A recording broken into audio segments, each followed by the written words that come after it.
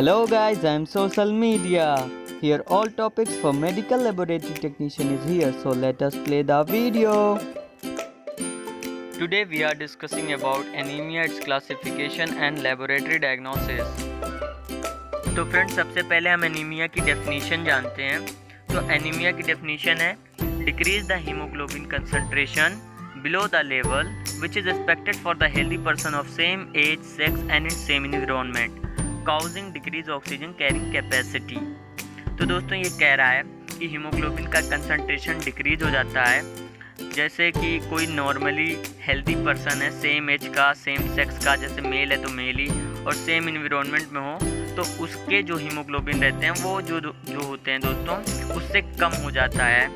Causing, जिसके कारण decrease oxygen carrying capacity, जिसके कारण हीमोग्लोबिन कम होगा तो ऑक्सीजन को जो कैरिंग करने की कैपेसिटी है वो भी कम हो जाती है। It is characterized by less count of RBC, less concentration of haemoglobin. तो अब दोस्तों कह रहा है एनीमिया जो होता है ये कैरेक्टराइज होता है, इसमें क्या होता है, less count of RBC, RBC की जो काउंटिंग होती है वो कम होती है, ठीक है, नॉर्मल वैल्यू से। Than less concentration of haemoglobin, और हीमोग्लोबिन का जो कंसंट्रेशन होता है नॉर्मली जैसे 12 से 15 ग्राम होता है, तो उससे 12 से भी बहुत कम हो जाता है, जैसे 7-8 ग्राम हो जाता है। तो ये इसका फुल डेफिनेशन है दोस्तों एनीमिया का। Now classification of anaemia. अब दोस्तों हम एनीमिया के क्लासिफिकेशन के बारे में जानेंगे। तो एनीमिया को क्लासिफाई किया गया है दो बड़े ग्रुप्स में। फर्स्ट है मॉर्फोलॉजिकल क्लासिफिकेशन एंड सेकंड है इटियोलॉजिकल क्लासिफिकेशन। मॉर्फोलॉजिकल क्लासिफिकेशन दोस्तों जो बेस्ड है वो मॉर्फोलॉजी के ऊपर है, आकार और संरचना के ऊपर बेस है।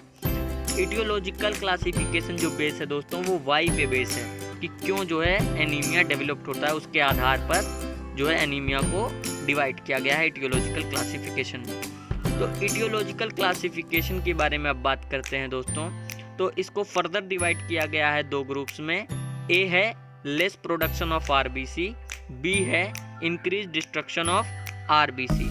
लेस प्रोडक्शन ऑफ आरबीसी का मतलब हुआ दोस्तों कि जो आरबीसी का प्रोडक्शन है वही कम होगा, इसके वजह से एनीमिया हो जाएगा।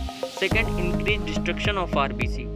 अब यहाँ क्या होगा दोस्तों कि आरबीसी जो बन रहा है वो नॉर्मली बनेगा, लेकिन जो है उसका जो डिस्ट्रक्शन होगा वो बहुत ही ज़्यादा होगा, इसीलिए जो है आरबीसी कम हो जाएगा। सो फ्रेंड्स, अब हम लेस प्रोडक्शन ऑफ आरबीसी को डिटेल में लिखेंगे थोड़ा सा। तो less production of RBC, RBC का जो प्रोडक्शन हो रहा है वो लेस क्यों हो रहा है, उसके कुछ एग्जांपल हैं, जैसे न्यूट्रिशनल एनीमिया। इसमें जो होगा आरबीसी का प्रोडक्शन लेस हो जाएगा। और न्यूट्रिशनल एनीमिया के एग्जांपल हैं आयरन डेफिशिएंसी एनीमिया, या विटामिन B12 या फिर folic acid deficiency anaemia.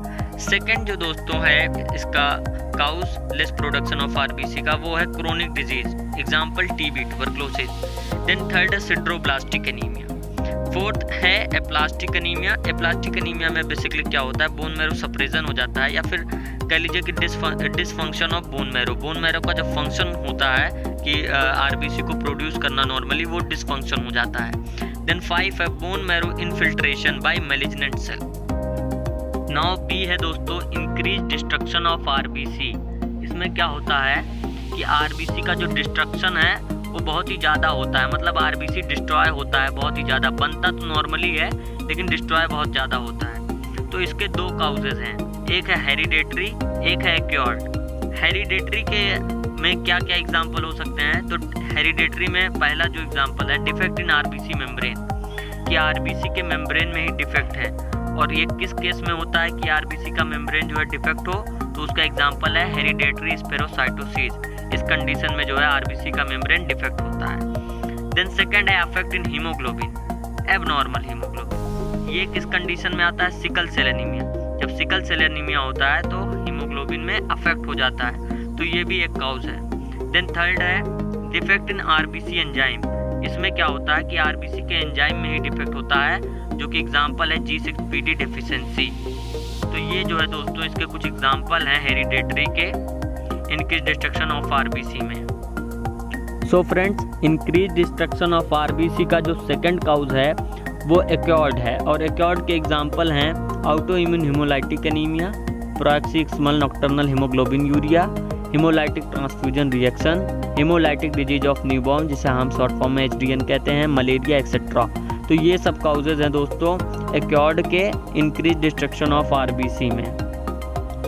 Now friend, जो सेकंड क्लासिफिकेशन है मार्फोलॉजिकल क्लासिफिकेशन एनीमिया का, उसके बारे में बात करते हैं। तो मार्फोलॉजिकल क्लासिफिकेशन को फर्दर डिवाइड किया गया है 3 ग्रुप्स में। पहला है माइक्रोसाइटिक हाइपोक्रोमिक एनीमिया, सेकंड है मैक्रोसाइटिक एनीमिया और थर्ड है नॉर्मोसाइटिक नॉर्मोक्रोमिक एनीमिया। तो जैसे कि नेम से ही है दोस्तों, माइक्रोसाइटिक हाइपोक्रोमिक एनीमिया मतलब माइक्रो मतलब इसमें साइज जो है RBC का वो छोटा हो जाएगा, माइक्रोसाइटिक इसीलिए कहते हैं। तो माइक्रोसाइटिक हाइपोक्रोमिक एनीमिया में जो एग्जाम्पल आपको देने हैं वो 4 हैं दोस्तों। पहला है सिड्रोब्लास्टिक एनीमिया, सेकंड है आयरन डेफिशिएंसी एनीमिया, थर्ड है थैलेसीमिया एंड फोर्थ है क्रोनिक डिजीज ऑफ एनीमिया। अगर दोस्तों इसको आपको लर्न करना है बहुत ही जल्दी तो आप सीता पढ़ सकते हैं। सिड्रोब्लास्ट का S, आयरन डेफिशिएंसी का I ले लीजिए और थैलेसीमिया का T और C, तो ये सीता हो जाएगा दोस्तों। ये शॉर्ट फॉर्म है याद करने के लिए। B जो है दोस्तों मैक्रोसाइटिक एनीमिया है। Macrocytic anaemia as name suggest दोस्तों कि जो है साइज जो होगी वो बड़ी होगी। फॉर एग्जांपल मेगालोब्लास्टिक एनीमिया, तो उसको मैक्रोसाइटिक एनीमिया में मेगालोब्लास्टिक एनीमिया एग्जांपल है उसका। देन थर्ड है नॉर्मोसाइटिक नॉर्मोक्रोमिक एनीमिया। तो नॉर्मोसाइटिक नॉर्मोक्रोमिक एनीमिया के जो एग्जांपल हैं दोस्तों वो है ब्लड लॉस, हीमोलाइसिस और फिर रीनल फेलर। तो ये इसके एग्जांपल हैं दोस्तों। सो गाइस, अब हम बात करते हैं एटियोलॉजी ऑफ एनीमिया की। एटियोलॉजी मतलब होता है कि क्यों जो है एनीमिया हो रहा है, तो उसी के बारे में बात करते हैं एटियोलॉजी के। At a biological level anaemia develops because of an imbalance in erythrocyte loss relative to production. तो कह रहा है बायोलॉजिकली जो देखा गया है दोस्तों एनीमिया डेवलप होता है बिकॉज उसका कारण जो है इम्बैलेंस इन एरिथ्रोसाइट लॉस, कि जो रेड ब्लड सेल्स हैं एरिथ्रोसाइट को RBC कहते हैं। तो RBC जो है दोस्तों वो लॉस हो रहे हैं एज कम्पेयर टू प्रोडक्शन, मतलब जितना प्रोडक्शन हो रहा है उससे कहीं ज़्यादा लॉस हो जाते हैं।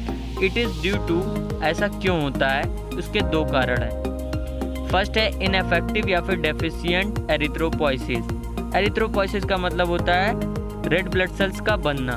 तो अगर एरिथ्रोपोइसिस में ही डेफिशिएंट है तो हो सकता है, जिसके एग्जांपल हैं न्यूट्रिशनल डेफिशिएंसी या फिर जेनेटिक हीमोग्लोबिन डिसऑर्डर। हीमोग्लोबिन में जेनेटिकली ही डिसऑर्डर है तब भी जो है RBC नहीं बनेगा, ठीक है, डेफिशिएंट हो जाएगा। देन सेकंड जो है वो है एक्सेसिव लॉस ऑफ एरिथ्रोसाइट। अब इसमें कह रहा है दोस्तों जो RBCs हैं वो एक्सेसिव लॉस हो रहे हैं, बहुत ही ज़्यादा लॉस हो जा रहे हैं, जितना बन रहे हैं उससे ज़्यादा जो है लॉस हो जा रहे हैं। क्यों? उसके एग्जांपल है due to haemolysis, breakdown of RBC को हीमोलाइसिस कहते हैं, या फिर ब्लड लॉस एक्सीडेंटली हो गया। सो फ्रेंड्स, एनीमिया का last topic laboratory diagnosis. Anaemia को डिटेक्ट करने के लिए कौन से टेस्ट लगाते हैं उसके बारे में जानते हैं। सो पहला जो टेस्ट लगाते हैं हम लोग दोस्तों वो CBC कॉमनली टेस्ट है, उसी को हम लगाते हैं, मतलब कंप्लीट ब्लड काउंट। और इसके पैरामीटर्स हैं MCV, MCH, MCHC, RBC, RDW और DLC वगैरह भी होते हैं दोस्तों। तो इससे जो है ये डिटेक्ट हो जाता है। Then second GBP test, general blood picture test. Then third retic count test. Fourth है TIBC test, total iron binding capacity का टेस्ट होता है। फिर बोन मैरो एग्जामिनेशन जिसे BMI टेस्ट कहते हैं। Then electrophoresis of haemoglobin. Then sodium metabisulphite test. Then last osmotic fragility test. इन सभी टेस्ट के जरिए दोस्तों हम एनीमिया को डिटेक्ट कर सकते हैं।